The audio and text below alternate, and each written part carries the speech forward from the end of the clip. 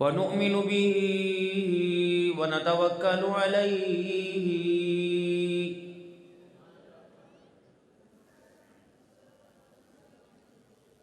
ونعوذ بالله من شرور أنفسنا ومن سيئات أعمالنا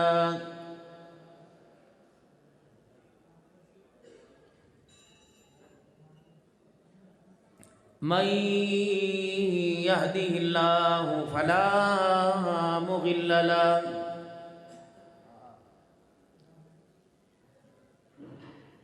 ومن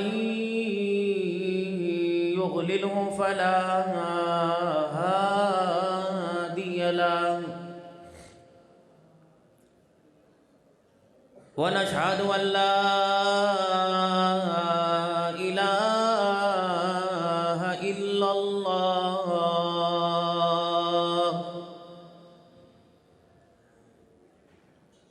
وحده لا شريك له ولا نظير له ولا وزير له ولا مشير له ولا معين له ولا مثل له ولا مثال له ونشهد أن سيدنا وسندنا ونبينا وشفيعنا وهادينا ومرشدنا ومولانا محمدا عبده ورسوله أرسله بالحق بشيرا ونذيرا وصلى الله تعالى عليه وعلى آله وأصحابه وأزواجه وذرياته وأهل بيته وبارك وسلم تسليما كثيرا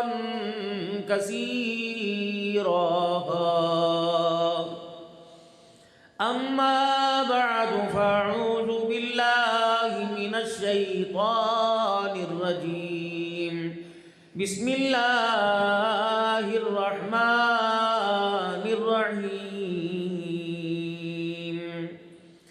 أرأيت الذي يكذب بالدين فذلك الذي يدعو اليتيم ولا يحض على طعام المسكين فويل للمصلين الذين هم عن صلاتهم ساهون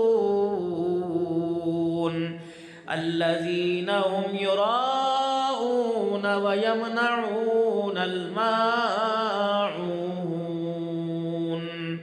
وقال الله سبحانه وتعالى لقد كان لكم في رسول الله أسوة حسنة آمنت بالله صدق الله مولانا العلي العظيم وصدق رسوله النبي الكريم ونحن على ذلك لمن الشاهدين والشاكرين والحمد لله رب العالمين.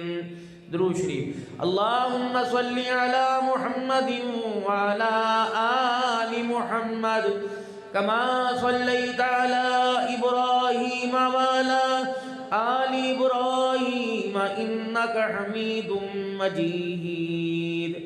اللهم بارك على محمد وعلى آل محمد كما باركت على إبراهيم وعلى آل إبراهيم إنك حميد مجيد.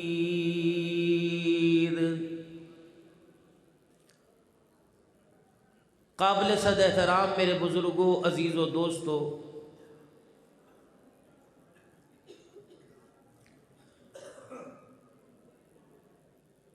آپ حضرات کی یہاں تشریف آوری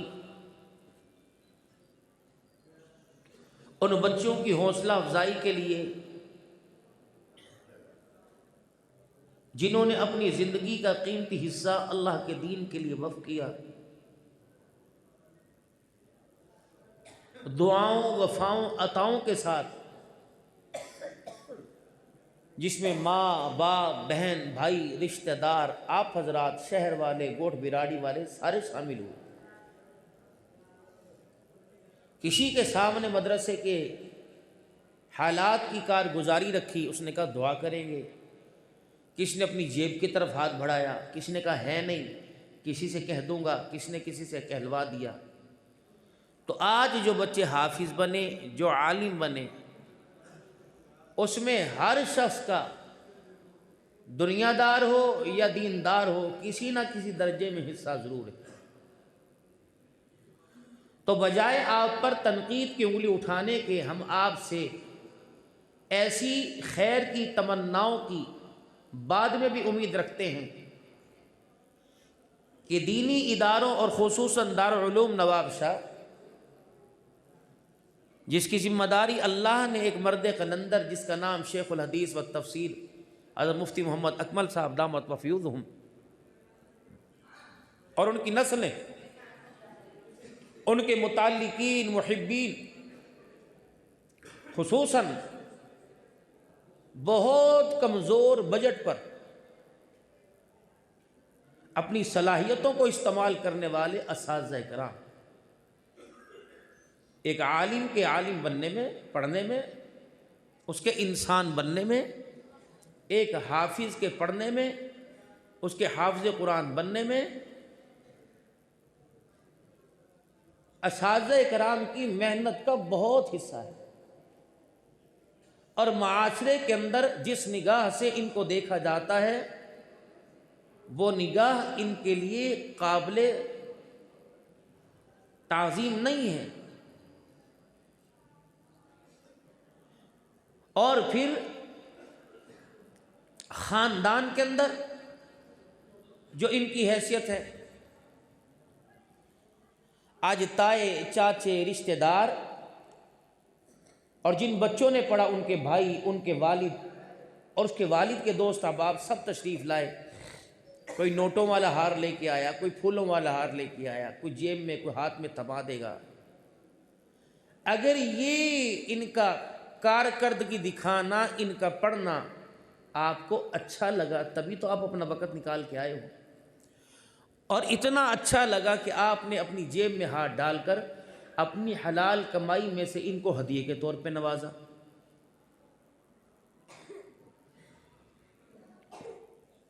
اگر ان کی کارکردگی آپ کو اچھی نہ لگتی تو آپ کہتے ہیں یار پیسے حرام گئے، پیسے ضائع گئے۔ پھر جب آپ یہاں تشریف لائے، بازار میں جب خریداری کرنے کے لیے جاتے ہو، گوشت لینے، سبزی کر لے، تو آپ باوضو ہو کے جاتے ہو، سر پہ ٹوپی پہن کے جاتے ہو۔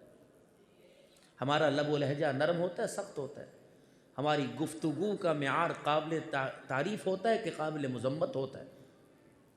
جو اس وقت بازار میں ہم گوشت والے سے، سبزی والے سے دکانداری کرتے ہوئے جو گفتگو کرتے ہیں،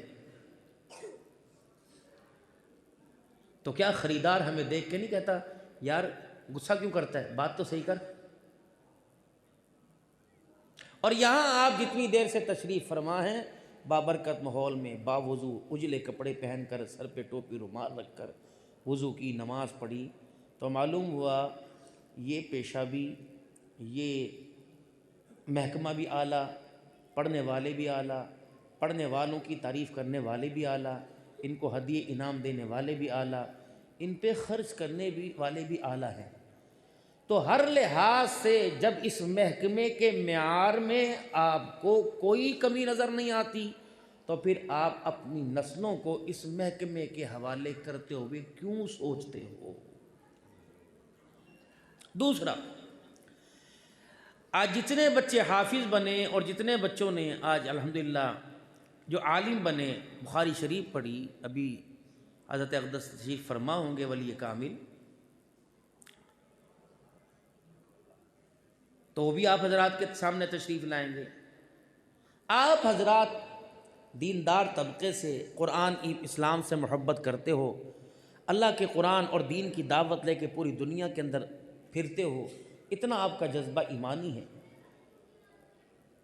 میں آپ سے کچھ عرض کرنا چاہتا ہوں کہ جو بچے آج پڑھ کر اس ادارے سے آپ کے گھروں کی طرف رواں دواں ہوں گے، آپ کی نظروں میں ان بچوں کا کوئی مستقبل ہے؟ اس کے معیار میں، کردار میں، پڑھنے میں، پڑھانے میں، پاکیزگی میں، طہارت میں، تقوی میں، خلوص میں، بات میں، گفتگو میں، اس کے معیار میں کوئی کمی نہیں۔ جو اس نے پڑھا، اللہ کی محبت کا تعلق اس کے ساتھ، فرشتوں کا تعلق اس کے ساتھ، قرآن کا تعلق اس کے ساتھ، مسجد کا تعلق اس کے ساتھ، مدرسے کا تعلق اس کے ساتھ، علماء شیخ الحدیث کا تعلق اس کے ساتھ۔ کیا پگڑی کے پلو آپ کی مسجد کے مولوی صاحب یا مفتی محمد اکمل صاحب نہیں باندھ سکتے تھے؟ انہوں نے کراچی سے ایک اللہ والے کو بلایا کہ میرے ادارے میں پڑھنے والوں کے سر پر جو دستار باندھیں آپ اپنے بابرکت ہاتھوں سے باندھیں، اور آپ جو بچے پڑھیں گے کوئی یوں نہیں کہے گا لعنت، ہر کہے گا مبارک مبارک مبارک، ماشاءاللہ مبارک ہو مبارک ہو۔ کوئی مٹھائی لے کے جائے گا ان کے گھر، کوئی ابا کو مبارکباد دے گا، عورتیں گھر میں آ کے مبارک۔ اتنا بہترین یہ محکمہ، فرشتوں کی تائید، اللہ کی رحمتوں کی تائید، نبی کی دعائیں، فرشتوں کے پر ان کے پیروں کے نیچے، سمندر کی مچھلیوں کی دعائیں، جہاں بیٹھ کے پڑھے، مدرسہ جہاں ہو، اللہ اس علاقے کو 40 سال تک ہر قسم کے عذاب سے محفوظ رکھتا ہے۔ اللہ ان کو قبول کر رہے، اللہ کے حبیب ان کو قبول کر رہے، فرشتے ان کو قبول کر رہے۔ زمین پر جہاں بیٹھ کے قرآن حدیث پڑھیں، وہ زمین کا ٹکڑا ساری زمین کے ٹکڑوں پہ فخر کرتا ہے، آسمان کا سایہ اللہ کی رحمت بن کے ان کے اوپر سایبان بنتا ہے۔ تو ان کا معیار آپ کی نظروں میں کیا ہے؟ اگر یہ مسجد کا امام بنے یا اپنے علاقے میں جا کر 10,000 روپے تنخواہ لے کر مدرسہ پڑھائے، تو کیا آپ چاچوں میں، ماموں میں، تایوں میں، پھوپھیوں میں، ماسیوں میں اس کو اپنی بیٹی دینے کے لیے تیار ہو؟ سندھی ہو، مہاجر ہو، ارائی ہو، کمبو ہو، ملک ہو، اس کو کوئی اپنی بیٹی دے گا؟ گھر کے اندر کہیں گے سوچنے کا موقع دو، پھر میاں بیوی کا آپس میں جھگڑا ہوگا، کیا کہیں گے؟ پتہ نہیں بیٹی میں کون سا عیب تھا، مولوی کے ساتھ بیاہ دی۔ کیا کہیں گے؟ اس کو پورے خاندان میں، سسرال میں، ددیال میں، نہال میں کوئی لڑکا ہی نظر نہیں آیا کہ مولوی کو سپرد کر دی۔ حمایت آپ کی رہی، دعاؤں سے لے کر، نماز کی کتاب سے لے کر، عربی نورانی قاعدے سے لے کر والناس تک آپ کی عطائیں، وفائیں، دعائیں رہیں۔ آپ نے پیسے خرچ کیے تو آپ کا پیسہ آٹے کی صورت میں ہمارے پاس آیا، بجلی کے بلوں کی صورت، بجلی کے بل آئے، ان کی بجلی کے بلوں کی ادائیگی کی صورت میں ہمارے پاس آیا۔ آپ کا پیسہ آیا تو پڑھانے والوں کے گھر کے چولہے اور باورچی خانے آباد رہے، کوئی مسئلہ آپ کو پیش آتا، بیٹا پیدا ہوتا، اذان دینے کے لیے آپ نے اس محکمے کا انتخاب کیا، اگر کسی کا نکاح ہو تو اس کے نکاح کو پڑھانے کے لیے اسی محکمے کا انتخاب کیا، کسی کی فوتیدگی ہو جائے اور جنازے کے لیے آپ نے اس کا انتخاب کیا، دعاؤں کے لیے اس کا انتخاب کیا، پریشانی ہو، بیماری ہو، دم درود کے لیے پھونک، اس کی پھونک بھی قیمتی آپ نے سمجھی۔ بڑے سے بڑے مرض پر ڈاکٹروں نے ہاتھ اٹھا لیے، ڈاکٹر نے کہا نہیں ہم کچھ نہیں کر سکتے، جاؤ کسی مولوی صاحب سے دم کراؤ، تو آپ نے اس کی پھونکوں پر اعتبار کیا۔ ابا کے مرض کے علاج کے لیے آپ نے اس کو قبول کیا، بیوی کے مرض کے علاج کے لیے آپ نے اسے قبول کیا، تو پھر آپ اسے معاشرے کے اندر اپنے گھر کی خوبصورتی بنانے کے لیے، اپنے گھر کے آنگن کے اندر پھولوں کا گلدستہ سجانے کے لیے اس کی زندگی کو کیوں قبول نہیں کرتے ہو؟ سوچیں۔ کیا مفتی اکمل صاحب سے کہے گا مولانا بیٹی جوان ہے، اللہ کا دیا سب کچھ ہے، میں گاڑی بھی دوں گا، ہمراؤ ہیں، ہمرانے ہیں، ہم تو لین دین بہت اونچا کرتے ہیں، آپ اپنے شاگردوں میں سے ایک شاگرد کا انتخاب کریں تاکہ میں اسے بیٹی دوں؟ 500 روپیہ تو دیں گے بیٹی، کوئی نہیں دے گا۔ اگلی بات، آپ نے ہمارے ذمے جو محکمے لگائے، مدرسوں کے، خانقاہوں کے، مسجدوں کے، جو آپ نے ہمارے ذمے محکمے لگائے، آپ قسم اٹھا کے بتائیں ان محکموں میں پستی آئی کہ ترقی آئی؟ زور سے بولیں گے آپ زور سے بولیں گے؟ اور نہیں بھی سارے زور سے نہیں بولے، اور بولے۔ ان کو عزت ملی کہ پستی آئی؟ بلندی ملی کہ پستی میں؟ بلندی۔ جتنی آپ نے گوٹھ میں، براڑی میں مسجدیں بنائی، شہروں میں، چکوک میں، گاؤں میں، دیہاتوں میں، وہ مسجد آباد ہوئی کہ اجڑی؟ اذان کی آواز آ رہی ہے کہ نہیں آ رہی؟ نماز کے لیے مصلی پر آپ کو پڑھانے والا نظر آ رہا ہے کہ نہیں آ رہا؟ جہاں صاف پانی نہیں ملتا وہاں تراویح میں قرآن سنانے کے لیے مولوی صاحب، قاری صاحب جا رہا ہے کہ نہیں جا رہا ہے؟ ایسے ایسے گھر ہیں، ایسے ایسے گوٹھ ہیں جہاں قرآن پڑھانے والوں کو افطاری سحری میں کھانا نہیں ملتا۔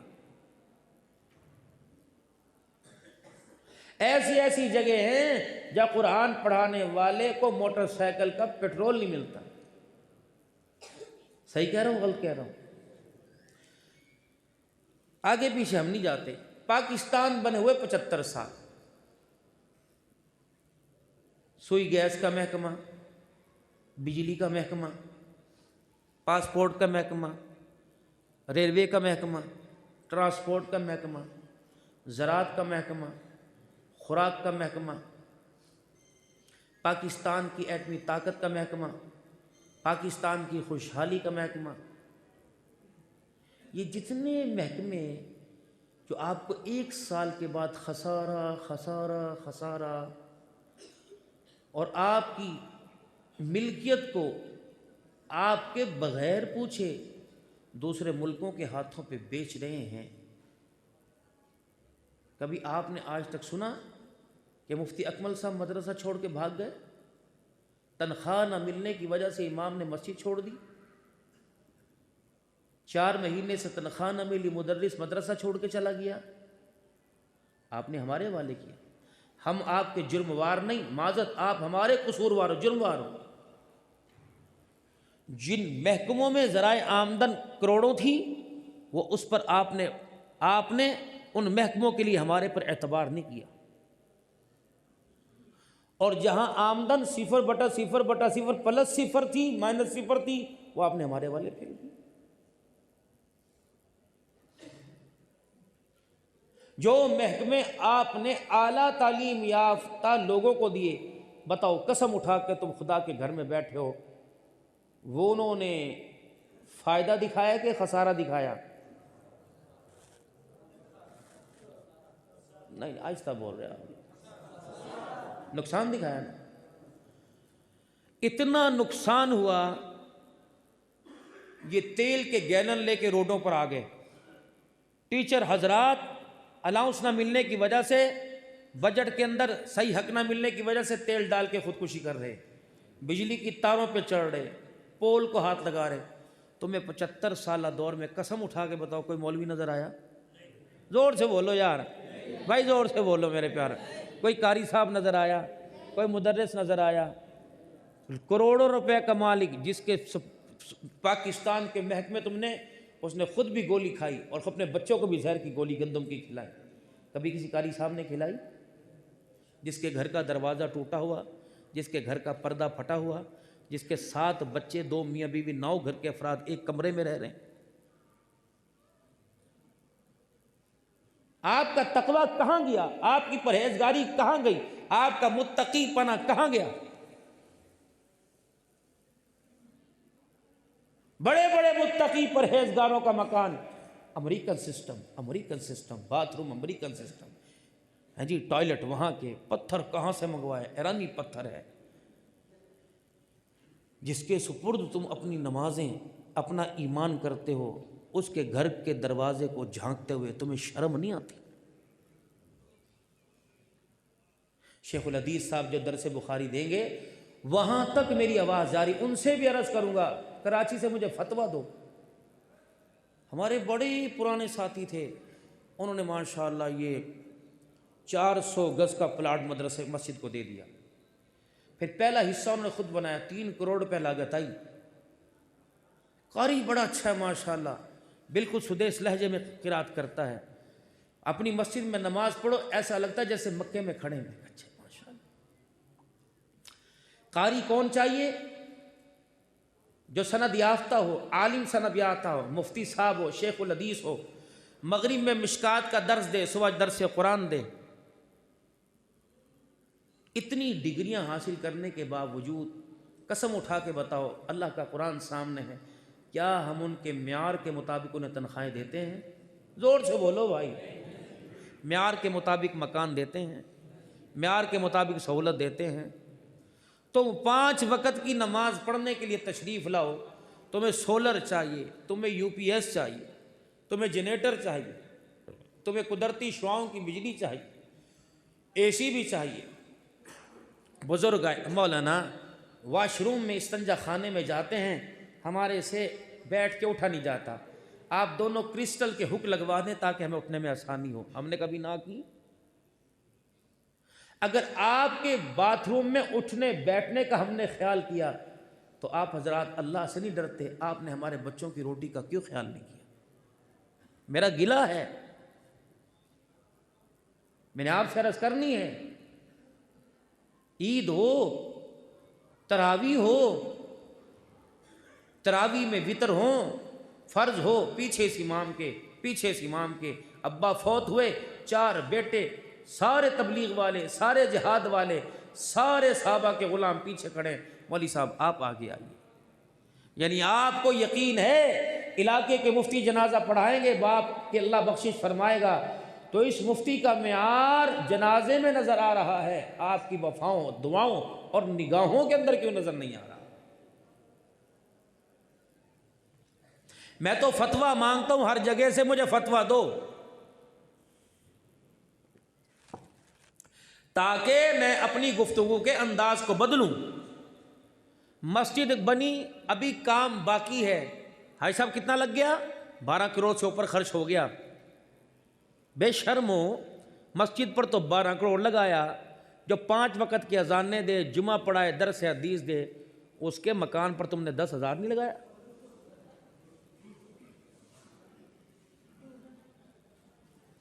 وضو کے لیے علیحدہ انتظام، واش بیسن علیحدہ، ٹوائلٹ علیحدہ، کموڈ علیحدہ، نہانے کا علیحدہ انتظام۔ اور مسجد کے شیخ الحدیث صاحب کا مکان ماشاءاللہ ماشاءاللہ، ایک کمرہ جس میں 3 چرپائیں بچھاؤ، چوتھی کی جگہ کوئی نہیں، الماری کوئی نہیں، کپڑے رکھنے کے لیے، برتن رکھنے کے لیے، جوان بیٹیاں مولوی صاحب اپنے ساتھ سلاؤ، محکمے کے پاس گنجائش کوئی نہیں۔ مولوی صاحب خیال کیا کرو، آپ کی ٹینکی میں سے ہر وقت پانی ٹپکتا رہتا ہو، بے شرما، تو 10 لوٹوں سے استنجا کرتا ہے، تجھے بھی کبھی خیال آیا؟ صبح فجر کی نماز میں 15 منٹ ٹونٹی چلا کے یوں ہاتھ، ٹھنڈا ہے، گرم ہے، تازہ ہے، گرم ہے، اس کا اللہ کو حساب نہیں دینا؟ گلی کے اندر، میری بات پہ آپ نے ناراض نہیں ہونا، میں چاہتا ہوں آپ اور توجہ سے اللہ کے دین کے لیے خرچ کریں۔ اگر 5,000 دیتے ہیں تو 10,000 دیں، 10 دیتے تو 20 دیں، اہمیت دلا رہا ہوں۔ یہ میری ہے تقریر، ابھی میں نے آپ کے سامنے یہ میرا ہے فن۔ مجھے جو پیسے ملتے ہیں وہ فن کے ملتے ہیں، تقریر کے نہیں ملتے۔ اس طرح کی گفتگو کر جاؤں گا، کہوں گا یار مولوی صاحب کوئی تھکا ہوا تھا، تم نے روٹی نہیں اسے صحیح کھلائی، غصے والی تقریر کر کے چلا گیا۔ یہ تقریر ہے جو کر رہا ہوں، احساس، یہ امت احساس کے لیے پیدا ہوئی۔ نبی حضرت حاجی عبدالوہاب رحمۃ اللہ علیہ رات کو رویا کرتے تھے، اللہ سے 2 چیزیں مانگتے تھے، اے اللہ مجھے 2 چیزیں دے دے، ایک نبی والی فکر دے دے، ایک نبی والا غم دے دے، کس طرح سارے جہنم سے بچ کے جنت میں چلے جائیں۔ ہر میرا امتی کلمہ پڑھ کے کامیاب ہوئے، فکر تھی، احساس تھا، اور یہ احساس امت میں منتقل ہوا۔ کنتم خیر امت اخرجت للناس تأمرون بالمعروف وتنہون عن المنکر وتؤمنون باللہ۔ تم بہترین امت ہو جو بھیجی گئی ہو لوگوں کی بھلائی کے لیے احساس۔ مسلمان بھائی ایک جسم کی مانند ہیں، احساس۔ لا یومن، وہ مومن نہیں ہے جو سیر ہو کر پیٹ بھر کے کھائے اس کا پڑوسی بھوکا رہے، احساس۔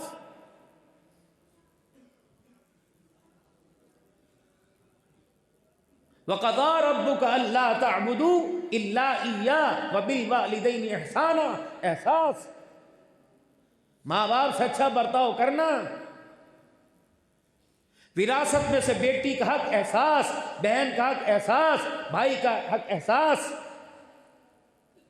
اگر خدا نے تجھے 4 پیسے دیے تو بھائی بھوکا ہے، اس کے گھر کے چولہے کو جلانے مدد کر، احساس۔ ننگے کو کپڑا پہنانا، بھوکے کو کھانا کھلانا۔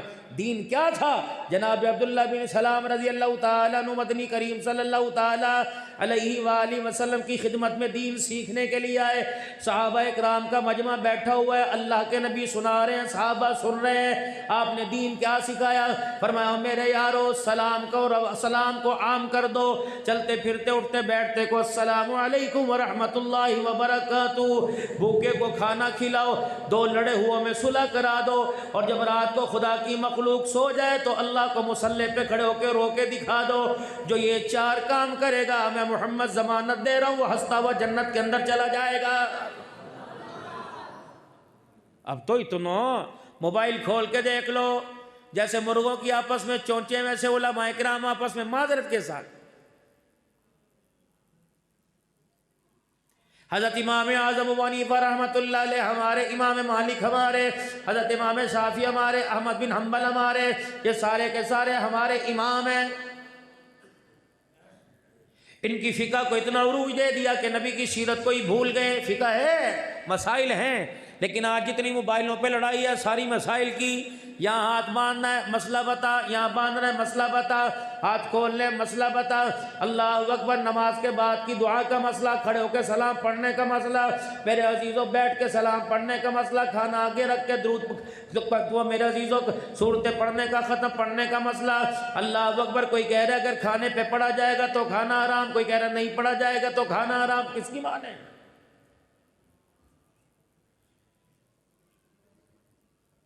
پھر مجھے میرے عزیزوں اس دوربین کا سہارا لینا پڑا، مجھے وہ دوربین لگانی پڑی جو علماء کرام کی گفتگو میں نہیں جاتی سیدھی، جس کی پرواز مدینہ شریف میں جاتی ہے۔ سیدنا صدیق اکبر رضی اللہ تعالیٰ عنہ سے بڑا کون عالم تھا؟ جناب عمر رضی اللہ تعالیٰ عنہ سے بڑا کون قرآن کا جاننے والا تھا؟ حضرت عثمان ذو النورین رضی اللہ عنہ جامع قرآن سے بڑا کون قرآن کا جاننے والا تھا؟ مدینہ العلم علی بابها، علی سے بڑا کون تھا؟ لیکن اب اکبر کی قسم ہے مجھے ایک صحابی بھی بتاؤ جو آپس کے اندر لڑتا ہوا نظر آیا۔ ہم نے صحابہ کا کردار دیکھا، ہم نے صحابہ کا اخلاق دیکھا، ان کی گفتگو دیکھی، ان کی زندگی کا طرز دیکھا، تو 1450 سال کے بعد آج میرا عزیزو دارالعلوم کے اندر نعرہ لگ رہا ہے شان صحابہ زندہ باد۔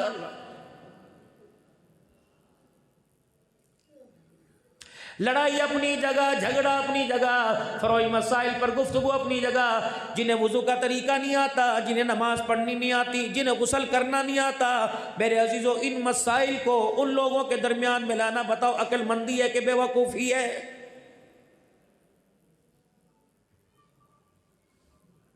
آپ کی میری لڑائی سے نتیجہ کیا نکلا؟ میں معاشرت پر گفتگو کرتا ہوں، پورے پاکستان دنیا کے 8-9 ملکوں کے اندر ہو کے آ گیا۔ میرے عزیزو اس ناقص عقل نے، دین کے اندر عقل استعمال نہیں ہوتی، رائے چلتی ہے، میرے عزیز اس ناقص عقل نے یہ نتیجہ نکالا، میرے عزیزو جتنا ممبر پر بیٹھنے والوں نے دین کو نقصان پہنچایا، اتنا میرے عزیزو بغیر پڑھے لکھے طبقے والے نے نقصان نہیں پہنچایا ہے۔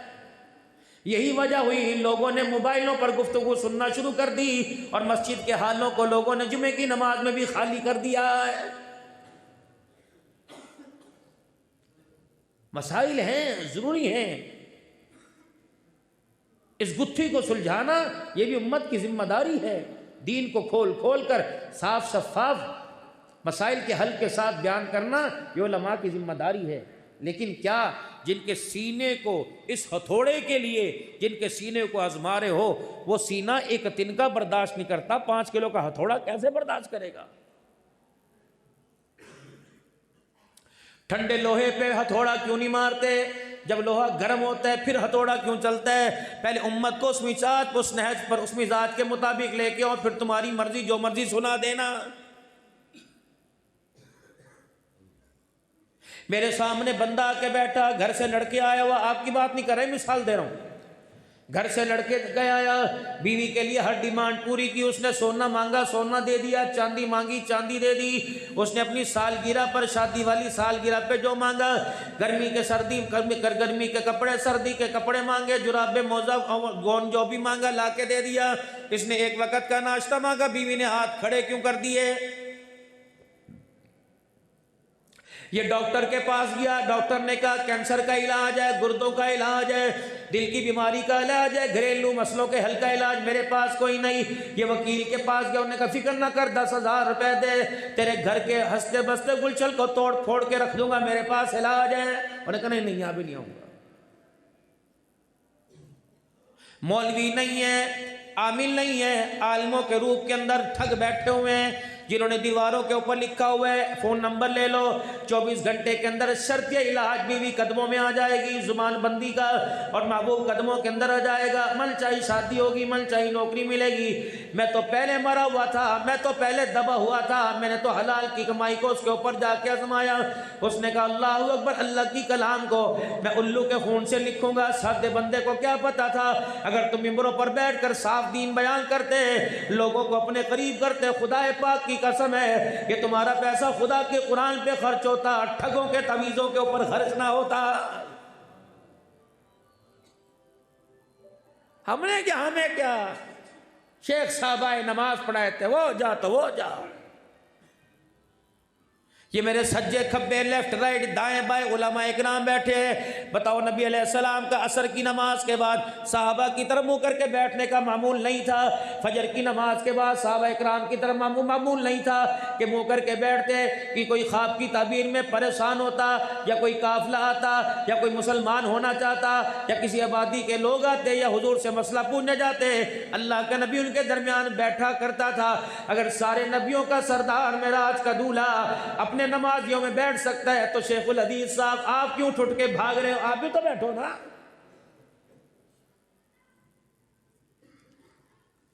مولانا مجھے ایک بات بتائیے، جب میں یہاں سے نکلوں گا کوئی مسافہ کرنے لگا پڑے پھر اس مائک میں اندر اعلان ہوگا حضرت بہت لمبا سفر کر کے آئے ہیں، حضرت نے پیسے نہیں لیے، روٹی نہیں کھائی، چائے نہیں پی، چھوٹا گوشت نہیں کھایا، بریانی نہیں کھائی۔ اس وقت تو حضرت بیمار کوئی نہیں تھے، مسافہ کرتے وقت بیمار ہو گئے۔ سندھی ٹوپی والے میرے پیارے، اگر آپ کو میرے سے چاہتے ہیں، آپ نے مجھے یوٹیوب پہ دیکھا، آج عبدالحنان آپ کے سامنے ہے، آپ کی خواہش ہے مولوی صاحب کا ماتھا چوپو، مولوی صاحب کو سے مسافہ کرو، اور میں اتنا کہوں مولوی صاحب میرے لیے دعا کرنا، میں کہوں گا جی آپ بھی میرے لیے دعا کرنا، بتاؤ اس کے اندر حرجہ کیا ہے؟ راستہ چھوڑ دیں، راستہ چھوڑ دیں۔ حضرت بڑی پریشان ہے، حضرت پریشان ہے تو اپنے گھر آرام فرماویں۔ مولوی صاحب صحیح بات کر رہا ہوں کہ نہیں کر رہا؟